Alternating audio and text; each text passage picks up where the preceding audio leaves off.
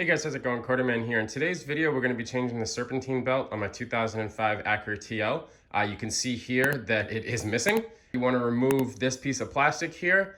There's two clips, and on mine it happens to be broken on the top already, but if yours isn't, make sure that you do not break that top clip, and you want to pull it up and pull it away from the engine bay.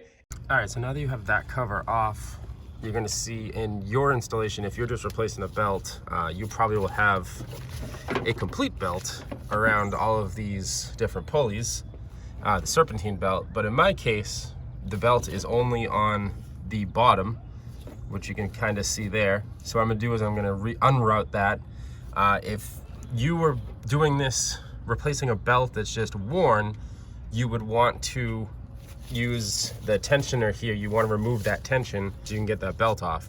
In my case, the car decided to make it a little bit easier for me by just pulling it off. So I'm now just going to remove it. All right, so after some pulling, I was able to get the belt completely off, and you can see here that it is in all sorts of pieces. And in fact, this piece here was actually stuck, was wrapped around that bottom. Let me see if I can focus it. It was wrapped around that bottom pulley right there.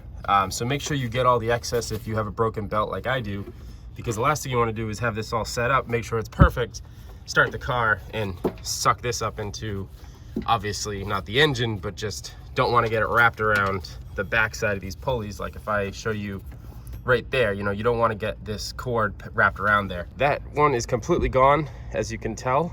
It disintegrated while I was driving, and I knew that because I had zero power steering.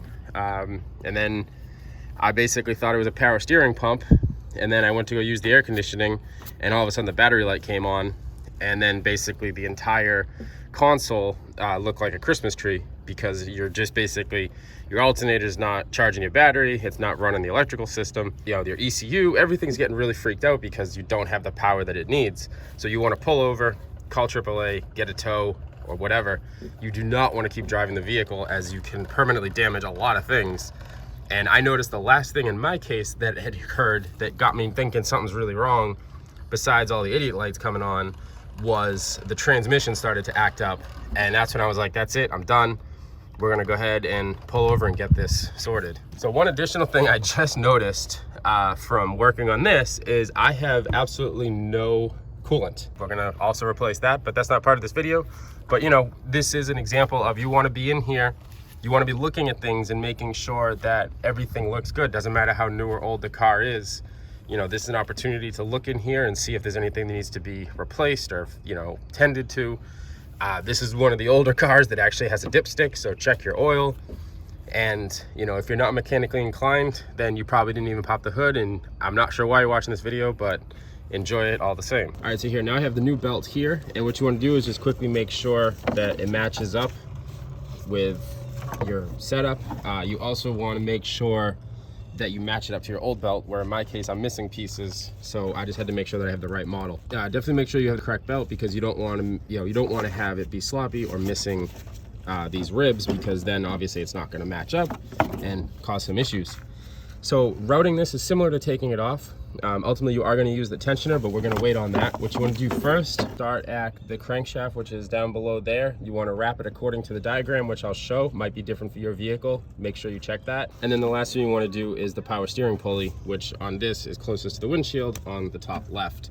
So let's get this started. I'm going to try to film it as much as possible, but you do need two hands for this, so I'm probably just going to film as I go. All right, so now that the belt is mostly routed, I got a little slop there. I need to get it up on the power steering pulley. And in order to do that, you need to use a box wrench. This is a 14 mil, and get it up on that bolt there. Let me focus in there. Get up on that bolt and get some tension on here. And I was trying to do that for the better part of a few minutes, and it wasn't happening. And I got the brilliant idea to use a socket. Don't do that, you round the socket. So what I ended up doing is, if I come over here, I ended up going to AutoZone and getting a Serpentine belt bar, for lack of a better description. And it's basically a breaker bar that has a socket end, 3/4, and you can put the 14 mil socket on there, and you have to move this, just pull it off of its little clip here, move it out of the way, keep it connected obviously, And then you can go ahead and you can take that in there. It does come with shallow sockets, but it doesn't come with a 14 mil for whatever reason. And then all you do is you just get up on there and push up on it, and that's gonna tighten up the, or sorry, loosen the tensioner here and allow you to wrap the belt around the power steering. And the last thing you do before you let go of the tension is make sure that it's on all of its other pulleys and tensioners. There's another one down there, the idler. So just make sure that everything is nice and seated before you let go, because you don't want to stretch the belt, and you want to make sure that it's properly connected before you fire the car. All right, so now you can see it's now on the power steering pulley. I want to make a quick check. Obviously take this bar away. Don't start the car with that. I want to make a quick check and make sure that the belt is sitting where it should. I feel like it could probably move forward a little bit on this tensioner, so I'm going to do that. But all my other ribbing is properly attached, and your crankshaft pulley is going to be down there, which is probably going to be hard to focus. It's that black line. Just make sure that that's also seated properly, and you want to make sure that everything is in place. And then the last step, of course, is to reattach this here, make sure it's on there. All right, so that's all seated, nice and ready to go. Let's go ahead and get this stuff off of here, and let's fire it up and see if everything runs.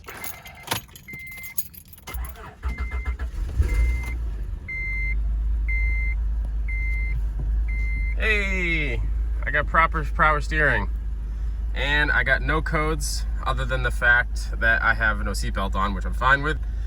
But everything's running. Looks like everything is running the way that it should be.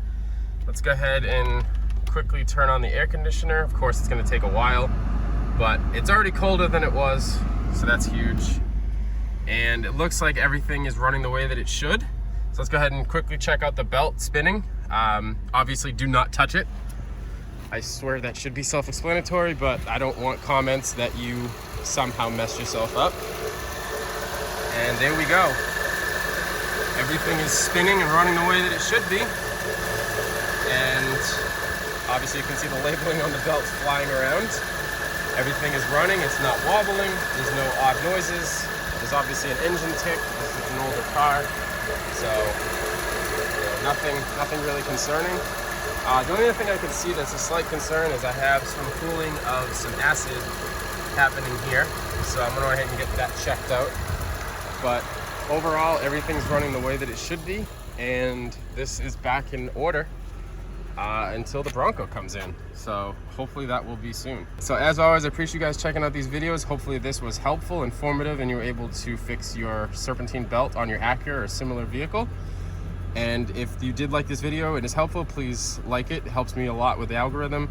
And subscribe if you like car content, primarily Porsche, soon to be Bronco, but occasionally I sprinkle in Acura.